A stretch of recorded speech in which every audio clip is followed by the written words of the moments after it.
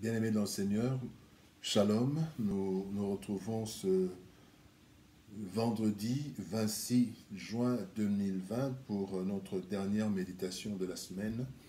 Nous sommes vendredi, nous allons partager la parole du Seigneur qui se trouve dans 2 Corinthiens chapitre 3 verset 17. 2 Corinthiens chapitre 3 verset 17. La Bible dit, « Or, le Seigneur, c'est l'Esprit, et là où est l'Esprit du Seigneur, là est la liberté. »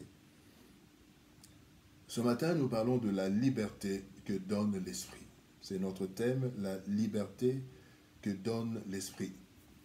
Bien aimé, quand nous lisons la Bible nous renseigne que Moïse, quand il montait sur la montagne, quand il était dans la présence de Dieu, à sa descente, donc il était rayonnant de sorte en sorte que Israël, le peuple, ne pouvait pas fixer Moïse, ne pouvait pas fixer le regard, le visage de Moïse, et Moïse était obligé de se couvrir d'un voile afin que le peuple ne soit pas ébloui, mais aussi, quand nous lisons la Bible, nous découvrons que ce n'est pas seulement pour que le peuple ne soit pas ébloui, mais c'est aussi pour que le peuple ne découvre pas cette lumière qui allait s'éteindre. Donc, c'était un rayonnement éphémère. Pendant qu'il était avec le Seigneur, dans la présence du Seigneur, il était éclairé et il illuminait. Et quand il descendait, cette lumière allait s'éteindre à un certain moment et il redevenait normal. Et c'est comme ça que Moïse mettait le voile afin que d'abord le peuple ne soit pas ébloui, mais aussi afin que le peuple ne voit pas ce changement où Moïse quittait un état pour avoir un autre état. Alors, Moïse se couvrait donc le visage. Et Paul est en train de nous dire dans la Bible que c'est de la même façon que quand ceux qui ne connaissent pas le Seigneur, quand ils lisent la Bible, en fait, quand ils lisent la parole de Dieu, ils lisent la parole d'une façon charnelle et ils sont voilés. Le verset 16, quand nous lisons le verset 16 de Corinthiens 3, on dit que lorsqu'on se tourne vers Dieu, le voile tombe. Donc nous avons ce voile. Et c'est cette image de Moïse qui mettait le voile, c'est une image de celui de la personne qui en fait n'est pas en contact avec Dieu, mais qui voit plutôt le monde. Et le monde est voilé, le monde ne nous donne pas la vraie vérité. Alors le voile a deux conséquences. Le voile de Moïse et le voile que nous avons quand nous ne sommes pas tournés vers le Seigneur, quand nous ne sommes pas convertis. D'abord, lorsqu'on est voilé, on ne découvre pas la grandeur de Dieu. On ne découvre pas ses merveilles. On ne découvre pas la vérité selon Dieu, le monde selon Dieu. On ne découvre pas ça. Le monde est merveilleux, Dieu est grand, Dieu est puissant et c'est parce qu'on est voilé qu'on ne découvre pas. Voilà pourquoi Paul dit dans 2 Corinthiens, au chapitre 4, versets 3 et 4, il dit « Notre évangile est encore voilé. Il est voilé pour ceux qui périssent, pour les incrédules dont le Dieu de ce siècle a aveuglé l'intelligence, afin qu'ils ne vissent pas briller la splendeur de l'évangile de la gloire de Christ, qui est l'image de Dieu. » Donc, ici, la Bible dit que ceux qui voient l'évangile comme voilé, ceux qui ne comprennent pas, vous savez, il y a des personnes qui ne comprennent pas. Il y a des personnes qui trouvent les chrétiens comme des personnes qui ne sont pas normales, qui sont hors normes. Et donc, ici, Paul est en train de dire, ceux qui ne comprennent pas l'évangile, ceux qui ne comprennent pas que des hommes et des femmes puissent avoir une vie de sanctification, puissent aller prier, puissent s'attacher à un Dieu qu'on ne voit pas, mais qui est là, qui est vrai, c'est parce qu'ils ont été voilés par le monde. Le monde a voilé l'intelligence. Et c'est comme ça que, quand il y a le voile, les gens qui sont voilés ne comprennent pas les choses.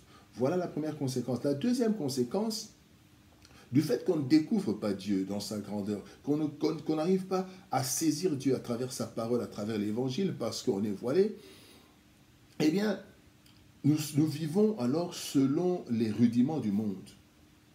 Nous disons bien ce que le monde dit bien, et nous appelons mal ce que le monde dit mal. Donc nous vivons au rythme du monde, au taux du monde, au rythme du monde, ne connaissant pas les choses dans leur vraie valeur. C'est comme ça que nous sommes voilés. Et dans Colossiens chapitre 2, verset 8, la Bible dit, « Prenez garde que personne ne fasse de vous sa proie par la philosophie et par une vaine tromperie, s'appuyant sur les traditions des hommes, sur les rudiments du monde, et non sur Christ. » Et donc, c'est comme ça que quand on est voilé, on se conforme au monde parce qu'on ne voit rien d'autre. C'est ce que le monde nous offre que nous faisons. Les jeunes suivent le rythme du monde. Il y a la drogue, il y a la sexualité, le sexe, il y a l'homme. Et tout ça, c'est parce que le monde nous offre ça et nous avons l'impression, puisque nous sommes voilés, qu'il n'y a rien d'autre. Donc, quand nous sommes voilés, nous n'arrivons pas à découvrir Dieu dans sa vraie valeur, Dieu dans sa grandeur, dans ses merveilles, nous n'arrivons pas. C'est parce que nous sommes voilés, mais aussi parce que nous sommes voilés, nous sommes donc pris par le monde et nous commençons à faire les choses selon le monde. Nous nous conformons au monde. Bien aimé, ceci fait que l'homme charnel devient esclave du monde parce qu'il est voilé. Le monde nous a voilés par ses rudiments, par ses comportements, par ses traditions, et nous ne voyons pas la vérité. Nous sommes voilés et nous ne voyons que ce que le monde nous montre.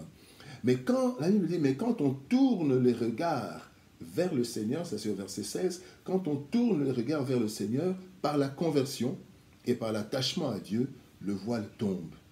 Et c'est là que le verset 10, les 7 nous dit, car l'Esprit, Dieu est Esprit, quand là où est l'Esprit de Dieu, là est la liberté. L'Esprit nous libère des rudiments de ce monde. Voilà pourquoi, bien aimé, il est écrit, là où est l'Esprit, là est la liberté.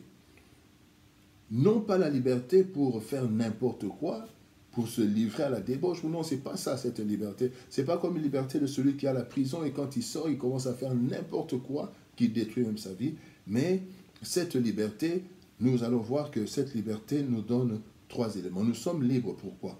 Cette liberté, c'est la liberté de ne plus se conformer au siècle présent.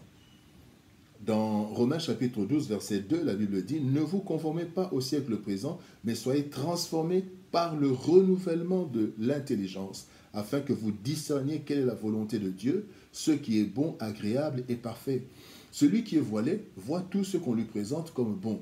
Un enfant qui grandit, on lui montre que voler c'est bon, tout c'est bon, il n'a pas découvert Dieu. Mais quand il découvre Dieu, il sera renouvelé de son intelligence et il ne va plus se conformer au siècle présent. Donc, nous avons cette liberté de ne plus nous conformer au siècle présent, de ne plus faire les choses que le siècle présent veut que nous fassions, parce que nous voyons la vérité et nous savons que ça, ce n'est pas la volonté de Dieu. La deuxième chose que la liberté de l'Esprit nous apporte, c'est que la liberté nous apporte, l'Esprit nous apporte cette liberté de marcher selon l'Esprit et non selon la chair. Il est dit dans Galates chapitre 5, versets 16 à 17, il est dit « Marchez selon l'Esprit et vous n'accomplirez pas les désirs de la chair, car la chair a des désirs contraires à ceux de l'Esprit et l'Esprit en a de contraires à ceux de la chair. Ils sont opposés entre eux afin que vous ne fassiez point ce que vous voudriez. » Donc, il y a une opposition entre la chair, qui est le monde, l'esprit du monde, et l'esprit de Dieu. Et donc, il y a un combat. Et nous n'aurons la liberté de vaincre la chair, de marcher sur l'esprit, que quand nous découvrons la vérité, quand nous découvrons le Seigneur, il nous libère et nous n'allons plus être esclaves de la chair. Voilà pourquoi la Bible dit, marcher selon l'esprit, parce que l'esprit va nous amener la liberté de dire non aux choses contraires de la chair. Il y a le plus grand combat que nous avons, ce n'est pas d'abord l'extérieur, mais c'est en l'intérieur où la chair et l'esprit sont en train de se combattre. L'esprit veut que nous fassions la volonté du Seigneur, la chair veut faire la volonté du monde. Et quand nous découvrons la vérité, nous sommes libérés. Et cette liberté, c'est la liberté de marcher selon l'esprit et de dire non à la chair, parce que nous ne sommes plus esclaves de la chair. Et la troisième chose que la liberté nous apporte, la liberté nous apporte la capacité de faire le bien qui a déjà été préparé pour nous.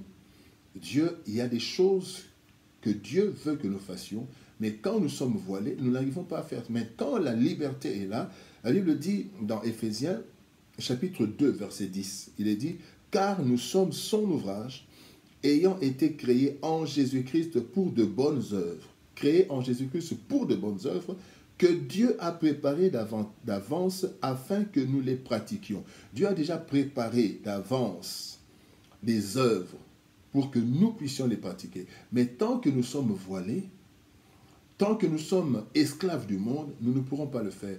Mais quand l'Esprit vient, l'Esprit nous libère.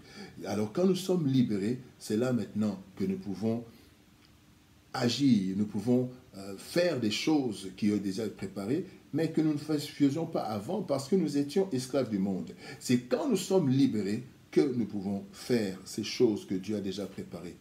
Bien-aimé, la vraie liberté, ce n'est pas celle de faire n'importe quoi selon le monde.